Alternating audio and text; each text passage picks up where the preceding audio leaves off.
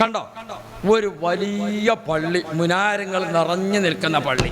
ആ പള്ളിയുടെ പേര് ഞാനിപ്പോൾ പറയാം, നിങ്ങളൊന്ന് പഠിച്ചു വെക്കണം. മസ്ജിദുൽ ഖൈഫ്. എന്താ പള്ളിയുടെ പേര്? മിനയിലെ പള്ളിയുടെ പേരെന്താണ്? മസ്ജിദുൽ ഖൈഫ്.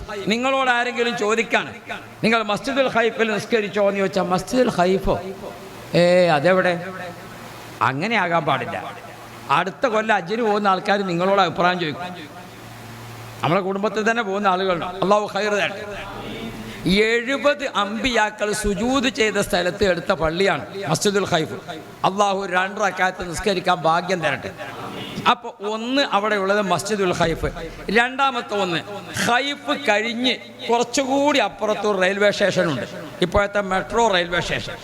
ആ റെയിൽവേ സ്റ്റേഷൻ്റെ അവിടെ നിന്ന് നോക്കിയാൽ കാണുന്ന ഒരു മല, 2 ഭാഗത്തും മലയാണ്. മിന ഒരു താഴ്വരയാണ്, മധ്യത്തിൽ അപ്പുറം ഇപ്പുറം മലകൾ നിറഞ്ഞു നിൽക്കുകയാണ്. അപ്പോൾ ആ കാണുന്ന മലയുടെ മുകളിൽ നമ്മളെ പള്ളി മിനാരത്തിൽ വെക്കുന്നത് പോലെ ഒരു കുബ്ബ വെച്ചിട്ടുണ്ട്. പരസ്യമായിട്ട് അങ്ങനെ കാണൂല, ശ്രദ്ധിച്ചു നോക്കിയാൽ തന്നെ കാണുള്ളൂ. അവിടെയാണ് ഇബ്രാഹിം നബി അലൈഹിസ്സലാം ഇസ്മായിൽ നബി അലൈഹിസ്സലാമിനെ അറുക്കാൻ കടത്തിയ സ്ഥലം എന്നാണ് ചരിത്രം. ഇപ്പം നമ്മൾ എവിടെയാണുള്ളത്? ഇപ്പം നമ്മൾ ത്യാഗത്തിൻ്റെ ഭൂമിയിലാണുള്ളത്. അല്ലാഹു റബ്ബി. ഇനി നമുക്ക് ളുഹറോട് കൂടെ മിനയുടെ ടൈം ആരംഭിച്ചു. എന്താണ് മിനയിൽ ചെയ്യാനുള്ളത്? മിനയിൽ ഇന്ന് ഒന്നും ചെയ്യാനില്ല. മിനയിൽ ഇന്ന് എറിയാനുണ്ടോ? ഇല്ല, ഒന്നുമില്ല. പിന്നെന്താ മിനയിൽ ചെയ്യാനുള്ളത്? ഞാനൊരു കാര്യം ചോദിക്കട്ടെ. നമ്മുടെ മൊബൈൽ ഫോണിൽ കുറേ ആവശ്യമില്ലാത്ത മെസ്സേജുകളൊക്കെ വന്ന് കിടക്കുന്നുണ്ട്, ഉണ്ടോ? ഇല്ലേ? അല്ലേ? കുറേ ആവശ്യമില്ലാത്തത് വന്ന് കിടക്കുന്നുണ്ട്. അതിങ്ങനെ നിറഞ്ഞു നിൽക്കുക. ഒന്നങ്ങ് ഡിലീറ്റ് ചെയ്താലോ? അല്ലേ? എന്നാ ഒന്ന് ചെയ്തോളൂ. അല്ലേ? ശരി, എന്നാ നിങ്ങളൊന്ന് എൻ്റെ കൂടെ നിൽക്കാം. നമ്മളിപ്പോൾ ഭൂമിയിൽ വന്നിട്ട് എത്ര വർഷമായി? വയസ്സ് ചോദിച്ചാൽ എല്ലാവരും അങ്ങനെ തന്നെയാണ്. വയസ്സ് ചോദിക്കുമ്പോൾ എല്ലാവരും ഒരാളോട് വയസ്സ് ചോദിച്ചാൽ മറ്റേ ആളെ നോക്കി, അയാളോട് വയസ്സ് ചോദിച്ചപ്പോൾ ഇയാളെ നോക്കി.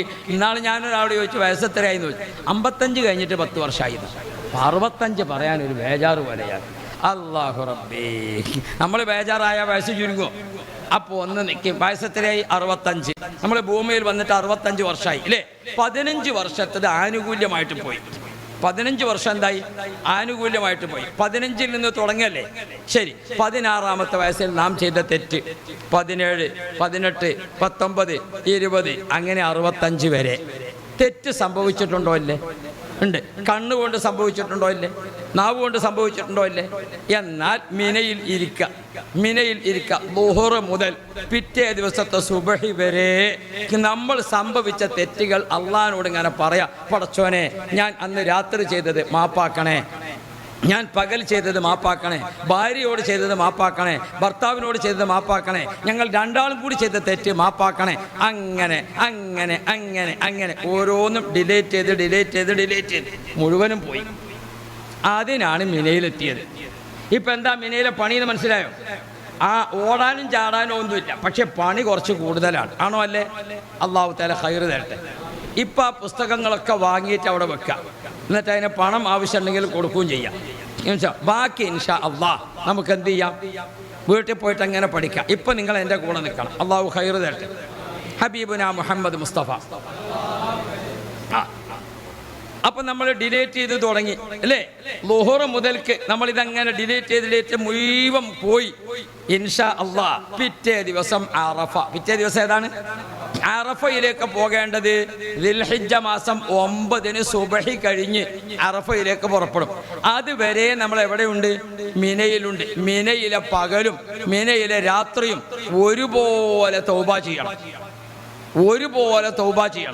ആ തൗബ ചെയ്തുകൊണ്ട് നമ്മുടെ ഇടഭാഗത്തെ റെക്കോർഡിൽ സൂക്ഷിക്കപ്പെട്ട ഈ ആവശ്യമില്ലാത്തതെല്ലാം കഴുകിക്കളയുക. അതാണ് മിന. ഇനി നമുക്ക് മിന താഴ്വരയിൽ നിന്ന് ദിൽഹിജ്ജ മാസം 9 ഈ ദിവസത്തിന്റെ പേരെന്താ? യൗമു അറഫ. എന്താ പേര്? ഇന്നലത്തെ ദിവസം ഏതായിരുന്നു? യൗമു തർവിയ. ഇന്നേതാണ്? യൗമു അറഫ. അറഫ ദിവസം. അറഫ ദിവസത്തിൽ നമുക്ക് എല്ലാവർക്കും എങ്ങോട്ടും പോകണം? അറഫയിലേക്ക് പോകണം. അറഫ എന്ന് പറഞ്ഞാൽ നബിയുല്ലാഹി ആദം, ബീവി ഹവ്വ, ഉമ്മയും ഉപ്പയും സ്വർഗലോകത്ത് വെച്ച് നിക്കാഹ് ചെയ്തു. സ്വർഗത്തിൽ വെച്ച് നിക്കാഹ് ചെയ്തു. നിക്കാഹ് കഴിഞ്ഞ ശേഷം രണ്ടാളും അവിടുന്ന് ഇറങ്ങി. ഉമ്മാനെ അന്വേഷിച്ച് വാപ്പയും, വാപ്പാനെ അന്വേഷിച്ച് ഉമ്മയും. ഉമ്മ അങ്ങ് ജിദ്ദയിൽ നിന്ന്, അറബികളൊക്കെ ജിദ്ദ എന്നല്ല പറയാം, ജദ്ദ എന്നാ പറയാ, വല്യമ്മ എന്ന അർത്ഥത്തിൽ. ഉമ്മ അങ്ങ് ജിദ്ദയിൽ നിന്ന് നടന്നു, വാപ്പ അങ്ങ് ഇന്ത്യയിൽ നിന്നും നടന്നു. രണ്ടാളും ഭൂമിയിൽ വെച്ച് കണ്ടുമുട്ടിയത് അറഫ. കണ്ടുമുട്ടി, അറഫ പരസ്പരം അറിഞ്ഞു, അറഫ പരസ്പരം ഒരുമിച്ച് കൂടി. അതാണ് അറഫ മൈതാനി. വാപ്പായും ഉമ്മായും ഭൂമിയിൽ ആദ്യമായി ഒരുമിച്ച് കൂടിയ സ്ഥലം. അവിടെ എത്താൻ അള്ളാഹു ഭാഗ്യം തരട്ടെ. നമ്മളിപ്പോൾ താമസിക്കുന്ന മിനയിൽ നിന്ന് അങ്ങോട്ടേക്ക് 12 കിലോമീറ്റർ. എത്ര? അവിടെ നിന്ന് നമ്മൾ നോക്കുമ്പോൾ മിനയുടെ അന്ന് രാവിലെ സുബഹി നിസ്കരിച്ചിട്ടും അതിന് തൊട്ട് മുമ്പും ഒക്കെ നോക്കുമ്പോൾ അതാ പോകുന്നു ജനങ്ങൾ. ആ നടക്കുന്ന പന്തലിലൂടെ അള്ളാഹ് ഒരു വഴിക്ക് ഒരു 2 ലക്ഷം ആളുകൾ, മറ്റൊരു വഴിക്ക് ഒരു 10 ലക്ഷം ആളുകൾ. അവരൊക്കെ പോവാണ്. ലബ്ബൈക് അല്ലാഹുമ്മ ലബ്ബൈക് ലബ്ബൈക ലാ ശരീക ലക ലബ്ബൈക് ഇന്നൽ ഹംദ ലബ്ബൈക് അല്ലാഹുമ്മ ലബ്ബൈക്.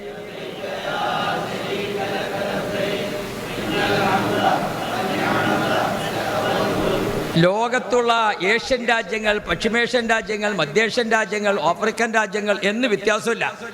എല്ലാ ഭാഗത്തു നിന്ന് വന്ന മുസ്ലിമീങ്ങളും ലബ്ബൈക്കയുടെ ഒരു അലയൊലി. ആ ലബ്ബൈക്ക ഇങ്ങനെ മുഴങ്ങുമ്പോൾ വൃക്ഷങ്ങളും പക്ഷിപ്പറവുകളും അതേപോലെ തന്നെ മണൽത്തരികളും ഹത്തൽ ഹീത്താനു ഫിൽമായി സമുദ്രജീവികളടക്കം ഹാജിമാർക്ക് വേണ്ടി പൊറുക്കലിനത്തോടും ഹാജിമാർക്ക് വേണ്ടി അള്ളാഹുവിനോട് കരയും, ഹാജിമാർക്ക് വേണ്ടി അള്ളാഹുവിനോട് മാപ്പപേക്ഷിക്കും എന്ന് മുഹമ്മദ് മുസ്തഫ. അത് കിട്ടാൻ നമ്മൾ ചൊല്ലിക്കൊണ്ട് പോകണം. അപ്പം നടന്നു പോകുന്നവർ ഒരു ഭാഗത്ത്, ഇപ്പുറത്തെ ബസ്സിൻ്റെ ഉള്ളിലും പുറത്തും താഴെയും മേലെയും ഒക്കെ ആളുകൾ തന്നെ. അവിടെ പിന്നെ നിങ്ങൾ ആ പൈസൻ്റെ പവറൊന്നും ആരും പറയാൻ നിൽക്കണ്ട.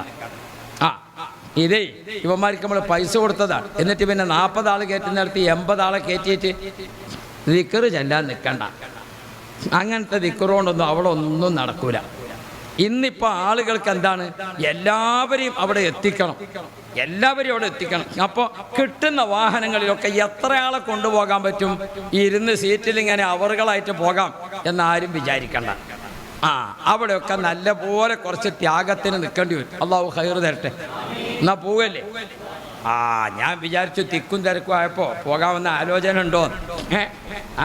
ഇന്നാളൊരാൾ ചോദിച്ചു, സാറേ അല്ല ഉസ്താദെ ഈ പ്രാവശ്യം മിനായിൽ തീപിടുത്തുണ്ടാകുമെന്ന്. അപ്പോൾ തീപിടുത്തം ഉണ്ടെങ്കിൽ അയാൾക്ക് ക്യാൻസലാക്കാനാണ്. അല്ലാഹ്, നമ്മൾ ആവശ്യമില്ലാത്തത് ആലോചിച്ചിട്ട് പ്രശ്നം ഉണ്ടാക്കാൻ വേണ്ടി നിൽക്കണ്ട. നമ്മേക്കാൾ പ്രായമുള്ളവരവിടെ പോയിട്ടുണ്ട്, നമ്മളെക്കാൾ രോഗമുള്ളവരവിടെ പോയിട്ടുണ്ട്, നമ്മൾ വികലാംഗരവിടെ പോയിട്ടുണ്ട്, കണ്ണ് കാണാത്തവരവിടെ പോയിട്ടുണ്ട്. അവരൊക്കെ ചെയ്ത് തിരിച്ചു വന്നു അല്ലേ? കണ്ണ് കാണാത്ത എത്ര ആൾ ഹജ്ജിന് പോയി തിരിച്ചു വന്നില്ലേ? നടക്കാൻ വയ്യാത്ത എത്ര ആൾ പോയി തിരിച്ചു വന്നില്ലേ? ഞാൻ എൻ്റെ ഉമ്മായെയും കൊണ്ട് ഹജ്ജിന് പോകുമ്പോൾ ഉമ്മാക്ക് 50 വയസ്സാണ്. എത്ര? 80. ഉമ്മ എൻ്റെ വീടിൻ്റെ സിറ്റ് ഔട്ടിൽ അങ്ങോട്ടും ഇങ്ങോട്ടും നടക്കാൻ പ്രയാസം. അങ്ങനത്തെ ഉമ്മായും കണ്ട് ഞാൻ ഹജ്ജിന് പോയി സുഖമായിട്ട് ചെയ്ത് തിരിച്ചു വന്നു. എന്നോട് അവിടെ എത്തിയപ്പോൾ ഉമ്മ ഞങ്ങൾ കഅബത്തിലേക്ക് തവാഫിന് പോകുമ്പോൾ ഉമ്മ എന്നോട് പറഞ്ഞു, മോനെ ആ പ്രാവിന് ഗോതമ്പ് കൊടുക്കുന്ന കണ്ടില്ല നീ, അതൊരു 2 പാക്കറ്റ് വാങ്ങുന്നു. അല്ലാ, ഞാനിത് ഉമ്മ പറഞ്ഞപ്പോൾ വേഗം ഒന്നും ആലോചിക്കാതെ 2 പാക്കറ്റ് വാങ്ങി. ഉമ്മ ആ ഗോതമ്പ് എടുത്തിട്ട് ഇങ്ങനെ ആ പ്രാക്കൾക്ക് ഇങ്ങനെ സന്തോഷത്തിൽ കൊടുത്തിട്ട് ഉമ്മ തവാഫിന് വന്നു. എൻ്റെ വീട്ടിൽ സിറ്റ് ഔട്ടിൽ നടക്കാത്ത ഉമ്മ തവാഫ് നടന്നു ചെയ്തു. ഞാൻ ചോദിച്ചു, ഇതെന്താ ഉമ്മ? അപ്പം ഉമ്മ പറഞ്ഞു, മോനെ മക്കത്തെ പ്രാക്കൾക്ക് ഭക്ഷണം കൊടുത്താൽ ശരീരത്തിന് ആരോഗ്യം കിട്ടും, കാലിൻ്റെ വേദന ശിഫാവും. ഞാൻ ചോദിച്ചു, ഉമ്മ ഞാൻ പഠിച്ച കിതാബിനൊന്നും കണ്ടില്ലല്ലോ. അപ്പോൾ ഉമ്മ പറഞ്ഞു, ഞാൻ ചെറുപ്പത്തിൽ ഒരു ഉസ്താദ് വഅദ് പറയുന്നത് കേട്ടതാണെന്ന് പറഞ്ഞു. അതാണ് സംഗതി. അപ്പോൾ നമ്മൾ അവിടെ ആലോചിക്കണം ശരിക്കും. ഹബീബുന മുഹമ്മദ് മുസ്തഫ മർഹബ മർഹബ. ആലിമീങ്ങൾ സയ്യിദന്മാരും ഒക്കെ നമുക്ക് വലിയൊരു സാന്നിധ്യം ഉണ്ടാകുമ്പോൾ നമ്മളെ ദുആക്ക് ഇജാബത്തിന് ഏറ്റവും വലുതായതാണ്. അല്ലാഹു തആല കബൂൽ ചെയ്യട്ടെ. അപ്പം നിങ്ങൾ ശ്രദ്ധിക്കുക.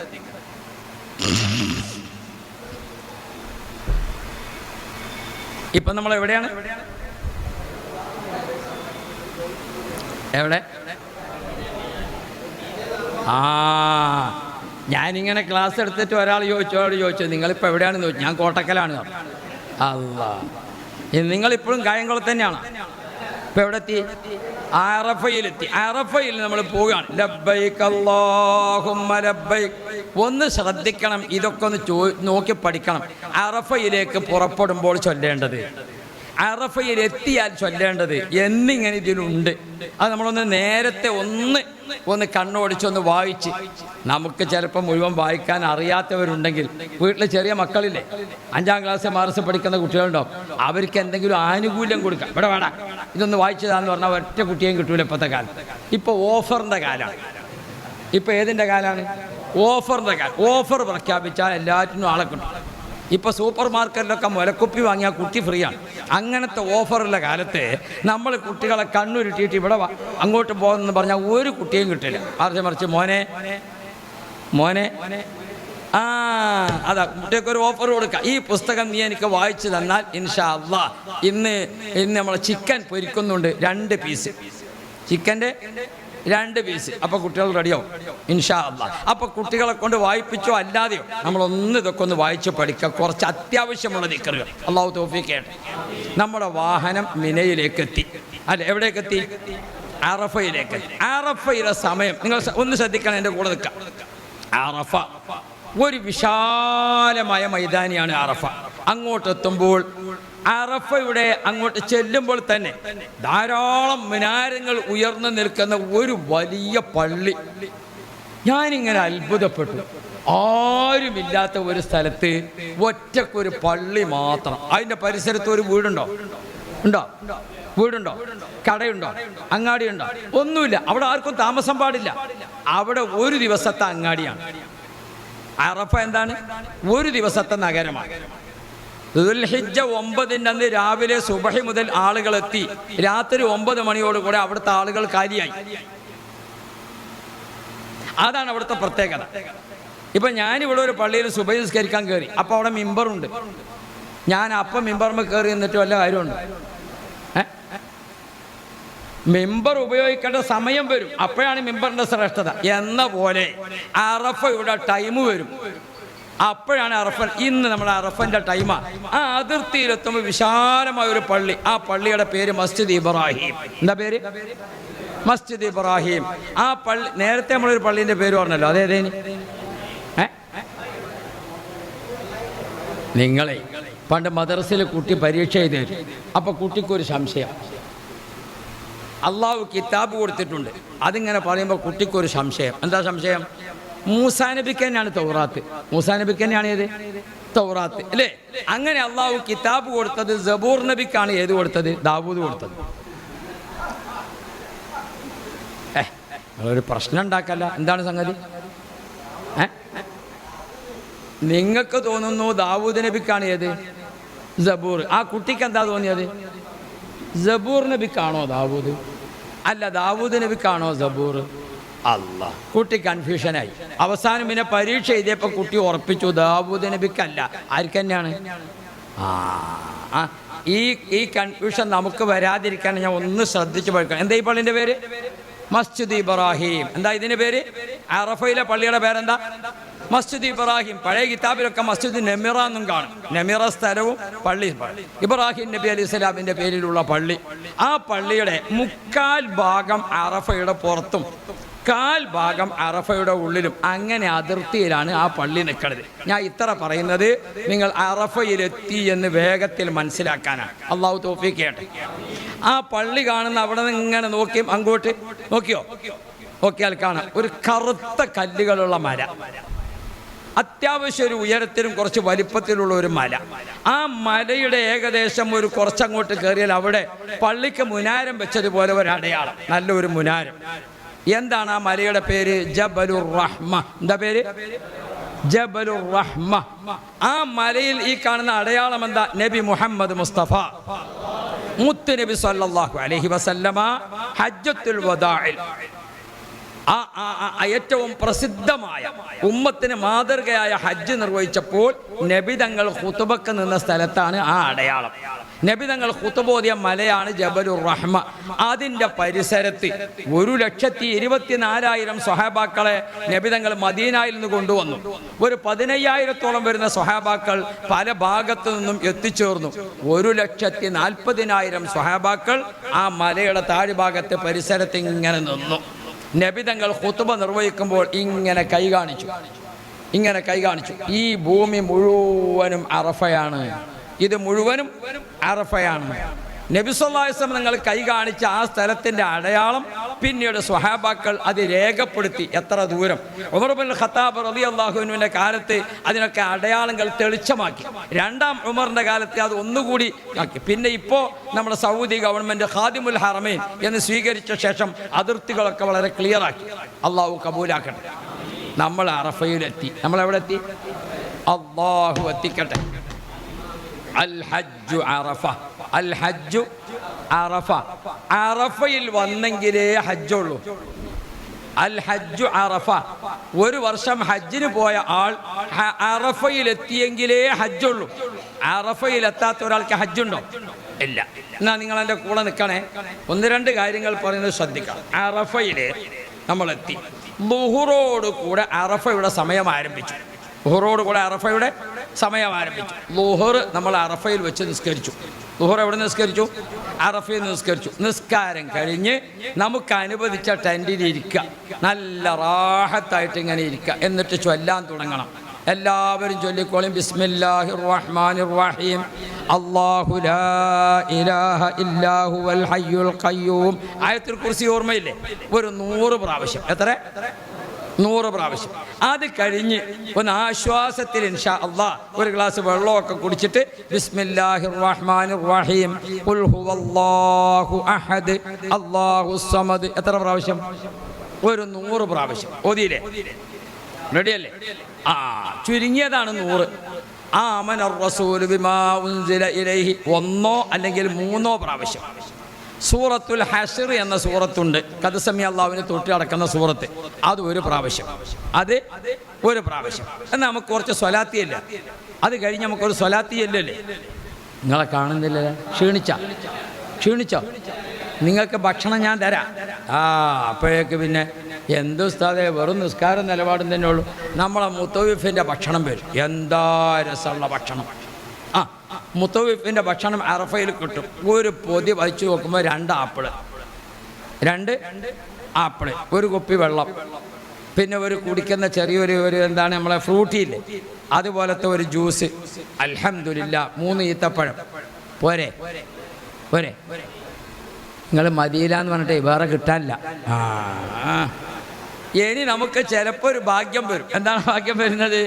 നമ്മൾ നിൽക്കുന്ന സ്ഥലത്ത്, നമ്മൾ താമസിക്കുന്ന ടെൻറ്റിൻ്റെ അടുത്ത് ഹാജിമാർക്ക് ഫ്രീ ആയിട്ട് കൊടുക്കാൻ ഭക്ഷണം ഇങ്ങനെ കൊടുക്കുന്നുണ്ടാവും.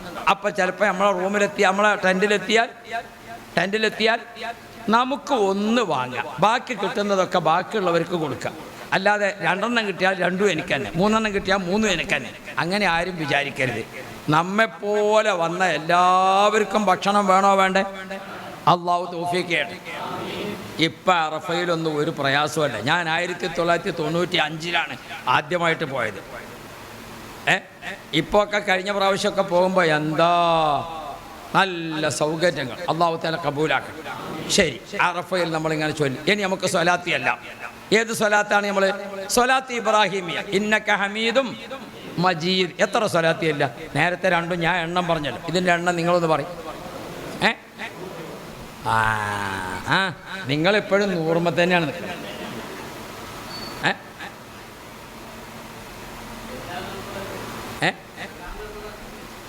100 ചുരുങ്ങിയത് ഒരു 300 ചൊല്ലാൻ തീരുമാനിച്ചാലോ? അള്ളാഹു എത്തിക്കട്ടെ. ഉറപ്പിച്ചില്ലേ? അതുകൂടി ചൊല്ലിക്കഴിയുമ്പോഴേക്കും അസറായി. സമയം എന്തായി? അസറായി. ഇപ്പോഴൊക്കെ നമ്മൾ അറഫ മൈതാനിയിൽ ഇരിക്കുകയാണ് കേട്ടോ. നമ്മുടെ ടെൻറ്റിൽ നമ്മൾ ഇരിക്കുകയാണ്. നമുക്ക് അറഫയുടെ ഒരു ഗൗരവം അപ്പോൾ ബോധ്യപ്പെടില്ല. അസർ കഴിഞ്ഞു. ഇൻഷാ അല്ലാഹ് എല്ലാ ടെൻറ്റിലും ഒരേ ദിക്ർ ഉയരാൻ തുടങ്ങി. ഒരേ ദിക്ർ ഒന്ന് ചൊല്ലിക്കോളും. ലാ ഇലാഹ ഇല്ലല്ലാഹു വഹ്ദഹു ലാ ശരീക ലഹ്.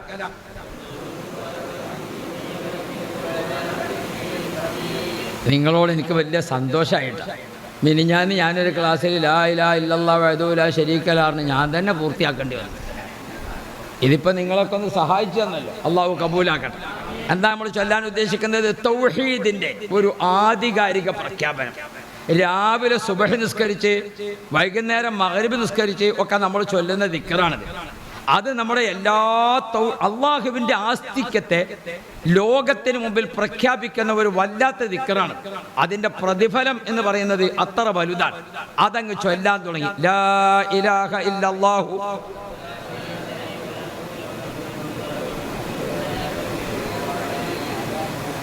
മദ്രസയിലോ ദർസിലോ ആണെങ്കിൽ ഇപ്പം എനിക്ക് ദേഷ്യം പിടിച്ചിട്ടുണ്ടാവും. പിന്നെ നിങ്ങളോടത് വയ്യല്ലോ എന്ന് വിചാരിച്ചിട്ട്. എന്തുകൊണ്ട്?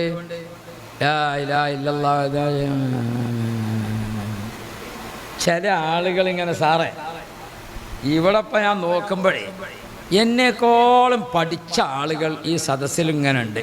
ചില ആളുകൾ എൻ്റെ മുഖത്തേക്ക് ഇങ്ങനെ നോക്കിയിട്ട് ഉസ്താദെ അങ്ങനെ തന്നെ, വളരെ ശരിയാണ്, അതെന്നെയാണ് ചൊല്ലേണ്ടത് 100 പ്രാവശ്യം തന്നെ.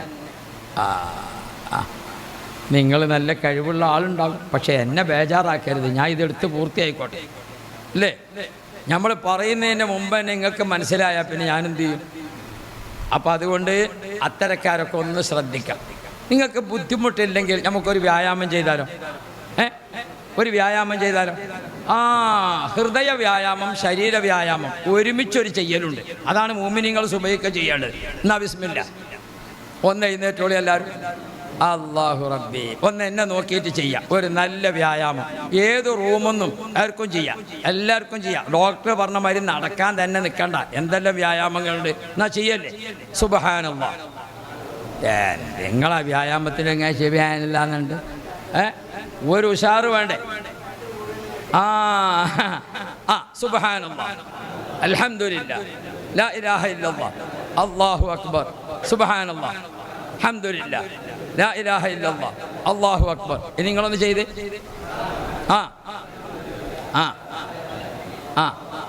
ഇരിക്കുക. ബിസ്മില്ലാഹിർ റഹ്മാനിർ റഹീം. ഞാൻ ദിവസം 33 ഈ ദിക്ർ ചൊല്ലുമ്പോൾ സുബ്ഹാനല്ലാഹ് 33 അല്ലേ? അപ്പം അതെത്രയായി? അത് 33 ചെയ്യുമ്പോൾ അൽഹംദുലില്ലാഹ് 33, അല്ലാഹു അക്ബർ 33, 99ആയി അല്ലേ? അങ്ങനെയാണ് 100 പൂർത്തിയാക്കുക. 100 ദിക്ർ നമ്മൾ ചൊല്ലിയിട്ട് വ്യായാമം ചെയ്യുമ്പോൾ ശരീര വ്യായാമമായി, ഹൃദയ വ്യായാമമായി. നമ്മളിപ്പോൾ ഇങ്ങനെ റോട്ടിൽ ഇറങ്ങിയിട്ട്, ഞാൻ ആദ്യമൊക്കെ എൻ്റെ വീട്ടിൽ നിന്ന്, നിങ്ങൾ നിലമ്പൂരിൽ നടത്തുന്ന ഒരു സ്ഥാപനമുണ്ട്, മജ്മ അക്കാദമി, 2000 കുട്ടികൾ പഠിക്കുന്ന സ്ഥാപനം, നിലമ്പൂർ ടൗണിൽ തന്നെ. അപ്പോൾ അവിടെ നമ്മൾ ആര്യാടൻ സാറിൻ്റെ വീടിൻ്റെ ഒക്കെ ഏകദേശം പരിസരത്തായിട്ട്. അപ്പോൾ അവിടെ നമ്മൾ എത്തിയും കുട്ടികൾ, ഖുർആൻ ഹാഫിളുകൾ, ചിലപ്പോൾ ഞാൻ വീട്ടിൽ നിന്ന് സുബഹി നിസ്കരിച്ചിട്ട് അങ്ങ് നടക്കും സ്ഥാപനത്തിലേക്ക്. പണ്ടൊക്കെ ഞാൻ നടക്കുമ്പോൾ ഞാനേ റോട്ടിലുണ്ടായിരുന്നുള്ളൂ. ഇപ്പം നോക്കുമ്പോൾ എത്ര പേരാ പെണ്ണുങ്ങളൊക്കെ ഉസ്താദേ. ഞാൻ ഈയിടെ പോകുമ്പോൾ 3 പെണ്ണുങ്ങൾ ഇങ്ങനെ വരുന്നില്ല. ഞാൻ വിചാരിച്ച് ഇവർ വല്ല മരിച്ചത് പറയാൻ പോവുകയാണോ? നോക്കുമ്പോൾ ഡോക്ടർ കൊടുത്ത വ്യായാമമാണ്. ഇതിനെന്നെ നിൽക്കണ്ട, സുബഹിക്ക് 1/2 മണിക്കൂർ മുമ്പ് എഴുന്നേൽക്കുക, എന്നിട്ടൊരു 4 റക്അത്ത് തഹജ്ജുദ് നിസ്കരിക്കുക, ഒരു വലിയ ബോട്ടിൽ വെള്ളം കുടിക്കുക, 2 റക്അത്ത് സുബഹിക്ക് മുമ്പും 2 റക്അത്ത് സുബഹിയും. അപ്പം എത്രയായി? 4 4 8 റക്അത്തായി അല്ലേ? 8 മണിക്കൂർ ഉറങ്ങിക്കിടന്നപ്പോൾ അവിടെ ഇവിടെയൊക്കെ രക്തം കെട്ടി നിൽക്കുന്നത് അങ്ങനെ ഇങ്ങനെയൊക്കെ ഉണ്ട്. വെള്ളമാണ് കുടിച്ചിട്ട് ഒരു സുജൂദ് നല്ല മട്ടത്തിൽ. അത് തന്നെയാണ് വ്യായാമം. വ്യായാമം കരുതി നിസ്കരിക്കണ്ടാട്ടാ. അള്ളാഹു തആല ആഫിയത്ത് തരട്ടെ. ശരി, അപ്പം നമ്മളൊരു 33 ദിക്റും കൂടി ചൊല്ലിയാലോ? എന്താ ഉഷാറ്! അള്ളാഹു ഖൈർ തരട്ടെ. ഇത് പോയോ?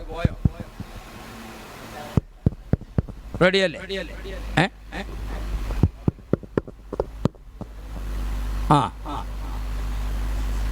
അപ്പം എന്നാൽ കുറച്ച് വെള്ളം ഒഴിക്കാൻ പറ്റും.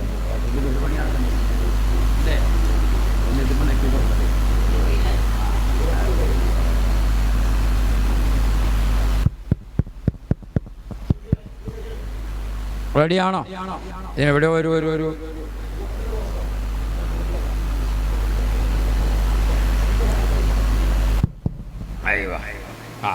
അതാ കുട്ടികളെ നേരാക്കിയിട്ടുണ്ട്. ഇനി നമ്മളിതൊക്കെ നോക്കാം. എന്താ പറഞ്ഞത്? ഒന്ന് റെഡിയായി അല്ലേ? അപ്പം നമ്മൾ വ്യായാമത്തിൻ്റെ അടക്ക് വന്നത് അത് ഹജ്ജപ്പെട്ടതല്ല. ഞാൻ ഇപ്പോൾ അൽഹംദുലില്ലാ അള്ളാഹു തആല ഖൈർ തരട്ടെ. ശരി, ഇനി നിങ്ങൾ ശ്രദ്ധിക്കാം. ഇപ്പം നമുക്ക് സമയം അസറായി. ഏതായി? അസറായി. അസർ നിസ്കരിച്ച് നമ്മളെല്ലാവരും ലാ ഇലാഹ ഇല്ലല്ലാഹു വഹ്ദഹു ലാ ശരീക ലഹ്, ആളുകളൊക്കെ ടെൻറ്റിൽ നിന്ന് പുറത്തിറങ്ങി. എല്ലാവരും ടെൻറ്റിൽ നിന്ന് പുറത്തിറങ്ങി. ഇനി നമ്മൾ മൈതാനിയിൽ നിൽക്കണം. നമ്മളെ ടെൻറ്റിൻ്റെ പുറത്ത് തന്നെയാണ് ഈ മൈതാനി എന്ന് പറയുന്നത്, ദൂര സ്ഥലത്തല്ല. മൈതാനിയിൽ പുറത്ത് നിൽക്കണം. ആ പുറത്ത് നിൽക്കുമ്പോൾ ചെറിയ ഒരു സൂര്യൻ്റെ വെയിലുണ്ടാവും. ഒരു 5 മണി 5:30 മണിയൊക്കെ ടൈമായാലും ഒരു ചെറിയ ഒരു വെയിൽ, ആ വെയിൽ കൊണ്ടുകൊണ്ട് നിൽക്കുകയാണ് വേണ്ടതെന്ന് മുഹമ്മദ് മുസ്തഫ. മനസ്സിലായോ? വേഗം തണലും മരവും നോക്കി പോകണ്ട, കുറച്ച് വെയിൽ കൊണ്ട് നിൽക്കുക. ആ തണൽ വെയിലിൽ ഇങ്ങനെ നിന്നിട്ട് ആളുകൾ ഒന്നിച്ച് നോക്കുമ്പോൾ ഒരു ഒരു ഒരു ഒരു മനുഷ്യക്കടൽ, ഒരു മനുഷ്യക്കടൽ, അതാണ് അറഫ ഭൂമി.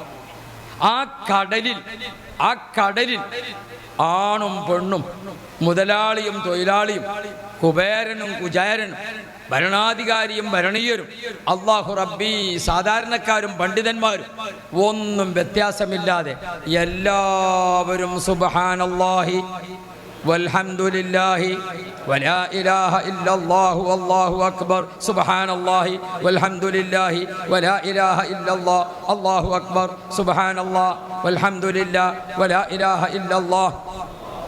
എന്തൊരു ചൊല്ലണ സൗണ്ടാണ്! ഒന്നിച്ച് ഒന്നിച്ച് ഒന്നിച്ച്. കുറച്ചങ്ങോട്ട് കഴിഞ്ഞപ്പോൾ അസ്തഗ്ഫിറുല്ലാഹ് അസ്തഗ്ഫിറുല്ലാഹ് അസ്തഗ്ഫിറുല്ലാഹ് അസ്തഗ്ഫിറുല്ലാഹ്. കുറച്ചുകൂടി കഴിഞ്ഞപ്പോൾ അല്ലാഹു അല്ലാഹു അല്ലാഹ് അല്ലാഹു അല്ലാഹു അല്ലാഹ് അല്ലാഹു അല്ലാഹു അല്ലാഹ്. വല്ലാത്ത ഒരവസ്ഥയാണ്. അത് അവിടെ പോയിട്ട് അനുഭവിക്കണം. ഇവിടുന്ന് അത് പറഞ്ഞു തരാൻ അത്രേ സാധിക്കുള്ളൂ. അങ്ങനെ നിൽക്കുമ്പോൾ ആ മുകൾ ഭാഗത്തേക്ക് ഇങ്ങനെ നോക്കുമ്പോൾ എനിക്ക് തോന്നുകയാണ് അള്ളാഹു എന്നെ കാണുന്നുണ്ട്, എനിക്ക് തോന്നുകയാണ് മലക്കുകൾ എന്നെ കാണുന്നുണ്ട്. അപ്പോൾ ഒരു കൂട്ടക്കരച്ചിൽ തുടങ്ങി. ഇനി അറഫയിൽ ഒരു കൂട്ടക്കരച്ചിൽ, ഒരു കണ്ണീരിൻ്റെ മഴ, ഒരു കണ്ണുനീരിൻ്റെ മഴ. ആ കൂട്ടക്കരച്ചിലും ആ കണ്ണീരിൻ്റെ മഴയും അതാണ് അറഫ.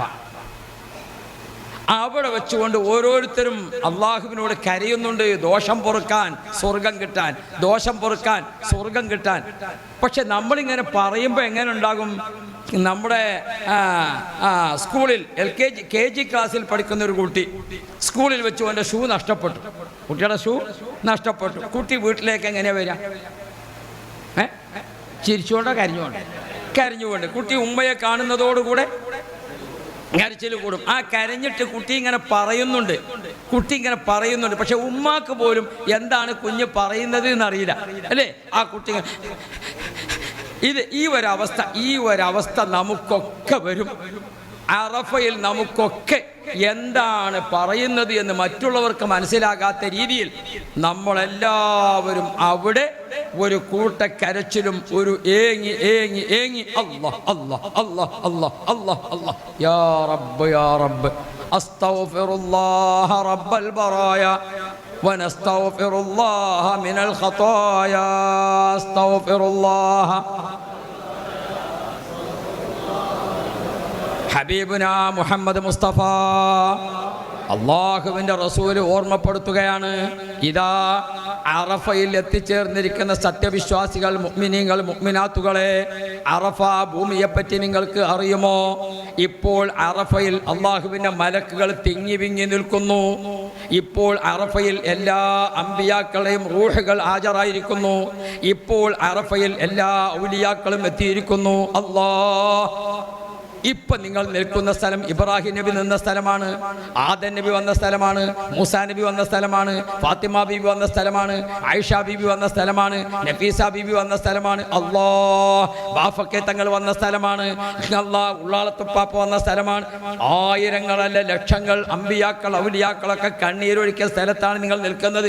മലായിക്കത്ത് തിങ്ങി വിങ്ങി നിന്നു. അല്ലാഹു സുബ്ഹാനഹു വ തആല മലായിക്കത്തിനെ വിളിച്ചു, യാ മലായിക്കത്തി അല്ലാഹു തആല വിളിക്കുകയാണ്, മലക്കുകളെ നിങ്ങളല്ലേ പറഞ്ഞത് മനുഷ്യരെ സൃഷ്ടിക്കുമ്പോൾ അവരെന്തിനാണ് പടക്കുന്നത് എന്ന്? എൻ്റെ മുഅ്മിനീങ്ങളെ കണ്ടോ, എൻ്റെ ജനങ്ങളെ കണ്ടോ? അല്ലാഹു പറയുന്നു അവരെന്നെ കണ്ടിട്ടില്ല, അവർ റസൂലുള്ളാഹിനെ കണ്ടിട്ടില്ല, അവർ മഹ്ശറ കണ്ടിട്ടില്ല, അവർ സ്വർഗം കണ്ടിട്ടില്ല. അങ്ങനെ എന്നെ വിശ്വസിച്ച് വന്നിരിക്കുന്ന ആളുകളതാ അവർക്ക് ഞാൻ മഗ്ഫൂറല്ലക്കും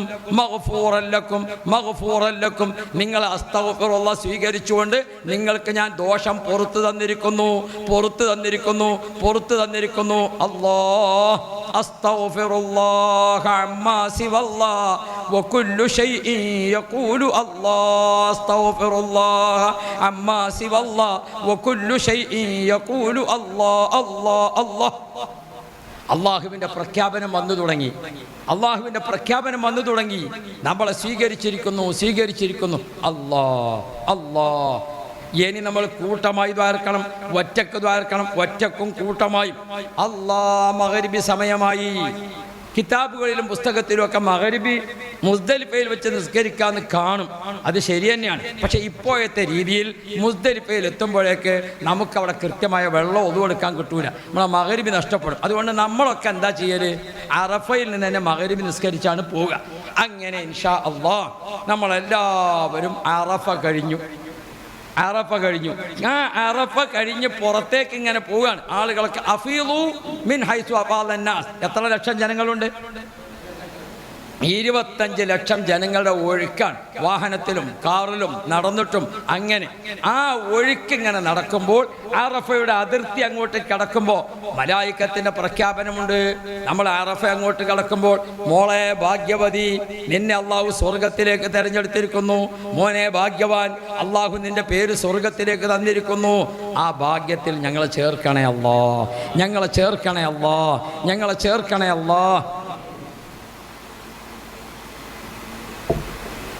ഒരു ഓഫർ നബി സല്ലല്ലാഹു അലൈഹി വസല്ലം തങ്ങൾ പ്രഖ്യാപിക്കുന്നുണ്ട്. എന്താണത്? ഇമാം ബുഖാരി റളിയല്ലാഹു അൻഹു നിവേദനം ചെയ്തു. അബീ ഹുറൈറ തങ്ങൾ പഠിപ്പിക്കുന്നു നമ്മളെ. എന്താണത്? അറഫയിൽ വെച്ചുകൊണ്ട് ദുആ ചെയ്യുമ്പോൾ നമ്മൾ ആർക്കൊക്കെ ദുആ ചെയ്തോ ഹാജിക്ക് അള്ളാഹു പുറത്തു കൊടുക്കും. വലിമൻ ഇസ്തഗ്ഫറ ലഹുൽ ഹാജു. ഹാജി ആർക്കൊക്കെ വേണ്ടി ദ്വാർന്നോ അവർക്കും അള്ളാഹു കൊടുക്കുമെന്ന് മുഹമ്മദ് മുസ്തഫ.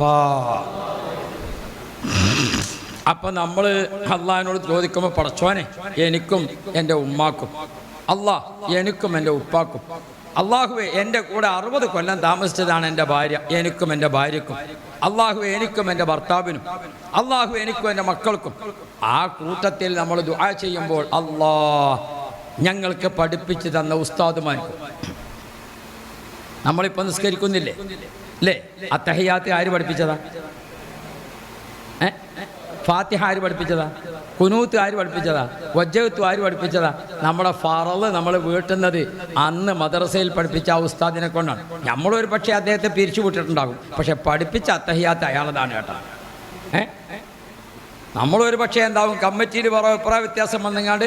നമ്മളെ സാധാരണ പള്ളികളിലൊക്കെ അങ്ങനെയാണ്. ഒരു കമ്പനിയിലൊക്കെ 4 കൊല്ലം നിന്നാൽ അയാൾക്ക് 5ാമത്തെ കൊല്ലത്തിൽ ഒരു ഇത് കൂട്ടിക്കൊടുക്കും, ആനുകൂല്യം കൂട്ടിക്കൊടുത്ത അയാളെ ഗ്രേഡ് ഉയരും. നമ്മളെ മഹല്ലത്തുകളിലൊക്കെ 4 കൊല്ലം നിന്നാൽ അയാളെ മതി എന്നുകൊണ്ട് പിരിച്ചു കൊടുക്കും. ഇതാണ് നമ്മളൊരു വ്യത്യാസമുള്ളൂ. ഈ ഭാഗത്ത് പിന്നെ അങ്ങനെ ഇല്ലല്ലേ. ഇവിടെ പിന്നെ നമ്മൾ ചോദിക്കുമ്പോഴൊക്കെ അവിടെ ഒരു ഉസ്താദ് തന്നെ 20 കൊല്ലം 40 കൊല്ലമൊക്കെ ഇരിക്കുന്ന ഒരു പതിവ് കാണുന്നുണ്ട്. അള്ളാഹു ഖൈർ തരട്ടെ. അപ്പം ഞാൻ ഓർമ്മപ്പെടുത്തുന്നത് നമ്മുടെ ഉസ്താദുമാർ ചെറുതല്ല. നമ്മളിപ്പോൾ ജുമുഅ അള്ളാഹു സ്വീകരിച്ചത് അന്ന് ഉസ്താദ് പഠിപ്പിച്ച ഫാത്തിഹ കൊണ്ടാണ്. നമ്മളെ ഫറള് വീടുന്നത് ഉസ്താദ് പഠിപ്പിച്ച അത്തഹിയാത്ത് കൊണ്ടാണ്. അതുകൊണ്ട് നമ്മുടെ ആ ദുആഇൽ ഉസ്താദുമാർ, മാതാപിതാക്കൾ, നമ്മുടെ ജീവിതത്തിൽ ഒരുപാട് ഖൈർ ചെയ്ത ആളുകളുണ്ട് അല്ലേ? നമ്മുടെ ജീവിതത്തിൽ ഒരുപാട് നന്മ ചെയ്തവരുണ്ട്. ഞാനിപ്പോൾ ഇങ്ങനെ ക്ലാസ് എടുത്തു പോകുന്ന ആളാണ്. മിനിഞ്ഞാന്ന് അങ്ങ് വടകരയിൽ, അതിൻ്റെ 2 ദിവസം മുമ്പ് കണ്ണൂരാണ്.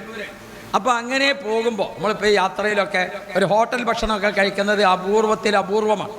അപ്പോൾ ആരെങ്കിലുമൊക്കെ നമ്മുടെ സുഹൃത്തുക്കൾ ആ വഴിക്ക് വരുന്നുണ്ടെന്നാണ്, ഉസ്താദേ നാസ്ത ഇവിടുന്ന് കഴിച്ചു പോകാം, ഭക്ഷണം ഇവിടുന്ന് കഴിച്ചു പോകാം. അങ്ങനെ നമുക്ക് ഭക്ഷണം തന്നും നമ്മെ സഹായിച്ചു. ചെറുപ്പത്തിലൊക്കെ പഠിക്കുന്ന സമയത്ത് കിതാബ് വാങ്ങിത്തന്ന് അങ്ങനെ എത്ര ആളുകൾ. അവർക്കെല്ലാം നീ റഹ്മത്ത് നൽകണേ അല്ലാ, നീ ബറക്കത്ത് നൽകണേ അല്ലാ. ഹബീബുന മുഹമ്മദ് മുസ്തഫ. ഇപ്പം നമ്മൾ അറഫയുടെ സമയം പൂർത്തിയായി. ഇനി അറഫയിൽ നിന്ന് മഗ്‌രിബിക്ക് പോകാൻ തുടങ്ങിയാൽ കുറച്ചാളുകൾ അപ്പം പോകും, പിന്നെ 25 ലക്ഷം ആൾ പോയി തീരണ്ടേ, പോണ്ടേ. ഞാനൊരു പ്രാവശ്യം അറഫയിൽ നിന്ന് പോകാൻ കുറച്ച് പ്രായമുള്ള ആൾക്കാരുണ്ടായിരുന്നു. ഞാൻ എപ്പോഴും നമ്മുടെ AP ഉസ്താദിൻ്റെ മർക്കസിന് കീഴിൽ മാത്രമേ ഹജ്ജിന് പോകാറുള്ളൂ. അപ്പം അങ്ങനെ പോയതാണ്. കുറച്ച് പ്രായമുള്ള ആളുകൾ, അവർക്ക് വാഹനം കിട്ടാതെ ഒരു നിവൃത്തിയില്ല, നടക്കാൻ പറ്റുന്നില്ല. അപ്പോൾ വാഹനമാണെങ്കിൽ ബസ് പോയിട്ട് റിട്ടേൺ വരണം, സമയം താമസിച്ചു. ഞങ്ങൾ അറഫയിൽ നിന്ന് പുറപ്പെടാൻ തന്നെ 11:30 ബുദ്ധിമുട്ടൊന്നുമില്ല, 11:30. അപ്പം ഞാനൊരു അത്ഭുതം കണ്ടു. എന്താ അത്ഭുതം?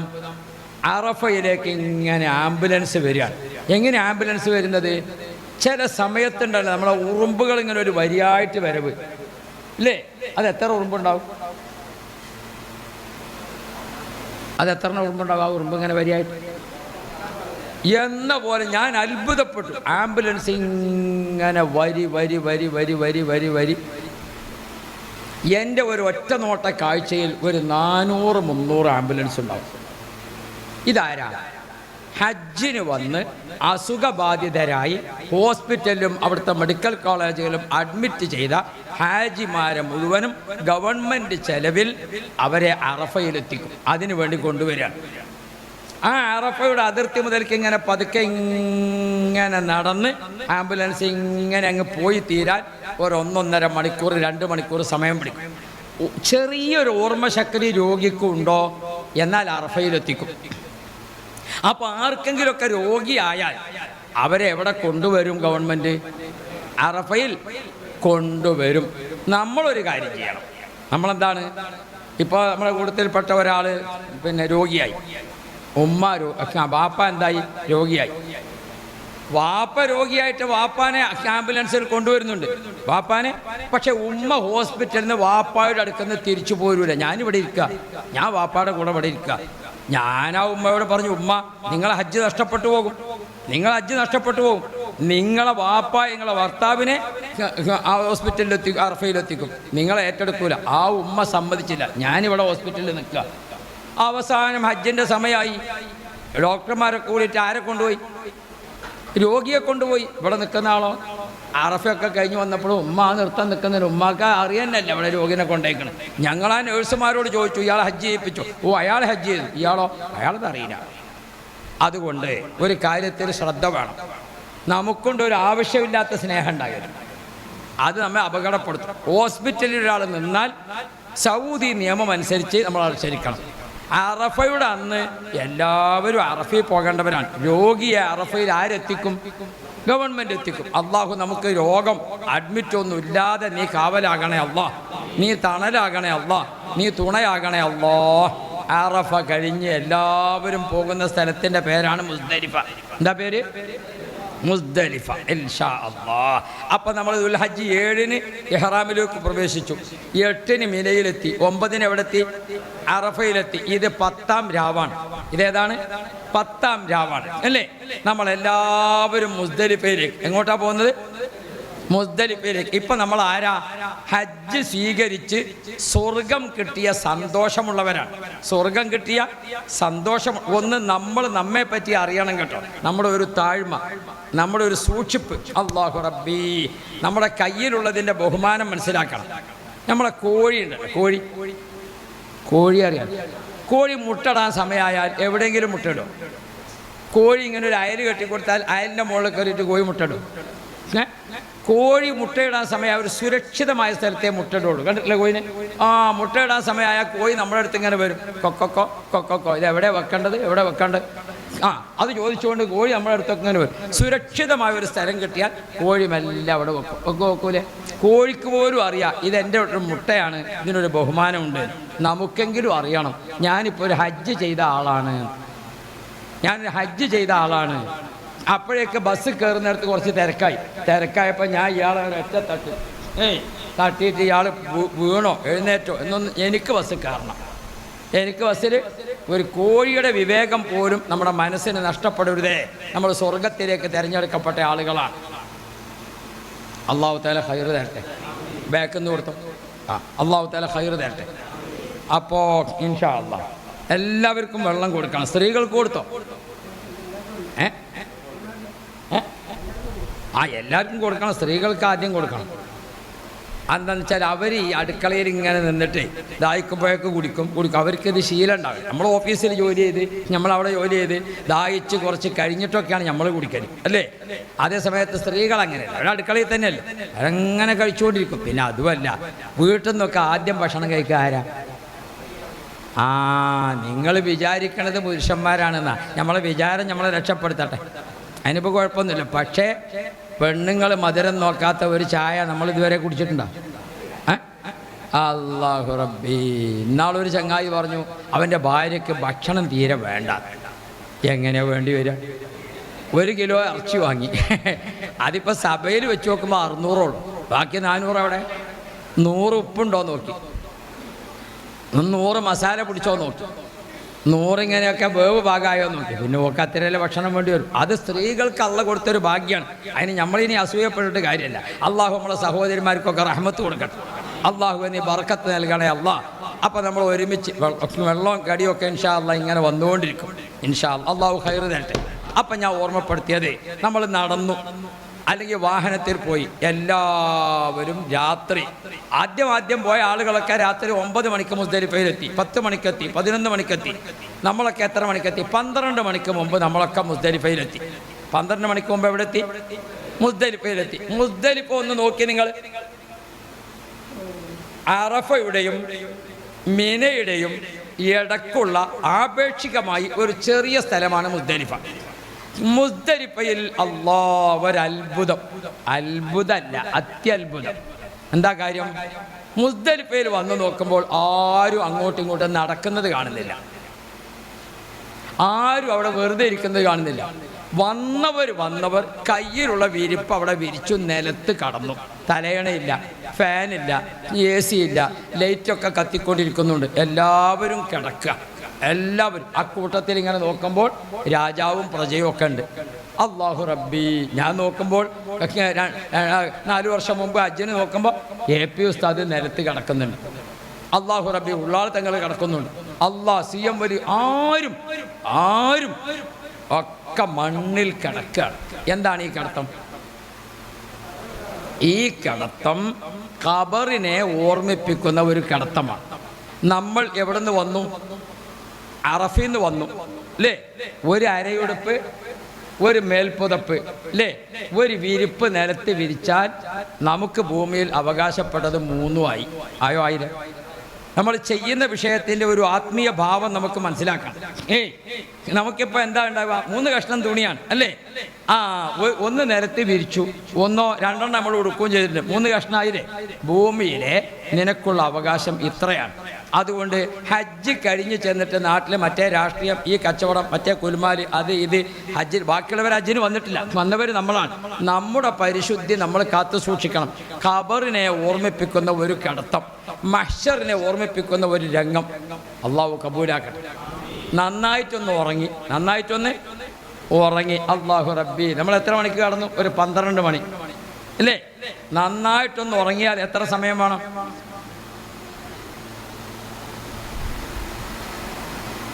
എത്ര സമയം വേണം? ഉണരുന്നത് ഇപ്പോൾ എപ്പോഴാന്ന് വിചാരിച്ചിട്ടല്ലേ? ഒരു 3 മണിക്കൂർ ഉറങ്ങാം നമുക്ക്. ഒരു 3 മണിക്കൂർ കണ്ടിന്യൂ ആയിട്ട് ഒറ്റ ഉറക്കം കിട്ടിയാൽ ക്ഷീണമൊക്കെ മാറി റെഡിയായി. 3-3.5 മണിക്ക് എഴുന്നേറ്റ് നോക്കുമ്പോൾ അതിനേക്കാൾ